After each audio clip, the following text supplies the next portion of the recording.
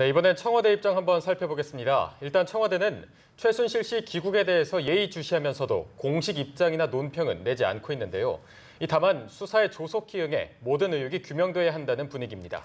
검찰의 압수수색은 어제에 이어 오늘도 거부할 것으로 보입니다. 청와대 연결합니다. 윤석희 기자. 네, 청와대는 비선 실세로 의심받는 최순실 씨의 긴급 귀국에 대해 공식 입장이나 논평 등을 삼가고 있습니다. 하지만 최 씨가 국정을 농단했다는 국민적 의혹을 받아온 만큼 신속히 검찰 수사에 응해 모든 의혹을 규명해야 한다는 입장으로 알려졌습니다. 또 최 씨 측이 변호인 등을 통해 기자회견을 하는 모습을 지켜봤고 내부적으로 대책 등을 수기하는 것으로 전해졌습니다. 지난 25일 박 대통령의 대국민 사과 이후 청와대는 그동안 최 씨가 자진 귀국해 진상규명에 협조해야 한다는 입장이었는데요. 청와대 일각에서는 최 씨가 예상보다 일찍 자진 귀국하면서 이번 사태 수습의 실마리를 찾을 수 있을 것으로 기대하는 분위기도 감지됩니다.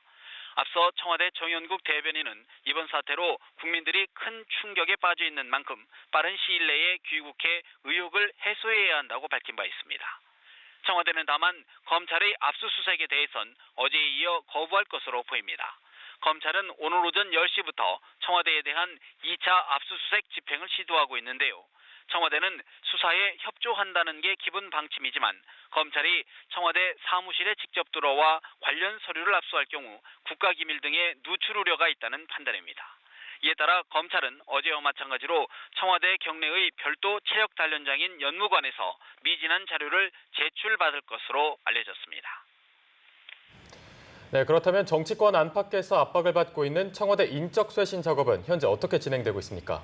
네, 청와대는 이번 파문에 직간접적으로 연관된 청와대 참모진을 다음 주 초 대폭 교체하는 쪽으로 방향을 잡은 것으로 전해졌습니다. 정우성 부속 비서관 등 이른바 문고리 권력 3인방은 물론 우병우 민정수석과 안종범 정책조정수석 등도 교체 대상에 올려놓은 것으로 전해졌습니다.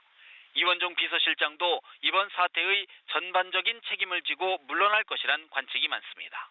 아울러 청와대 비서진 교체가 완료되면 추가로 황교안 국무총리 교체 등 내각도 단계적인 인적 쇄신에 들어갈 것이란 전망이 나옵니다. 다만 정치권 일각에서 거론되는 거국 중립 내각 구성은 현실적인 면에서 어렵다고 보고 신임 총리에게 실질적 권한을 부여하는 책임 총리제를 보다 구체적으로 검토하는 것으로 알려졌습니다. 지금까지 청와대에서 전해드렸습니다.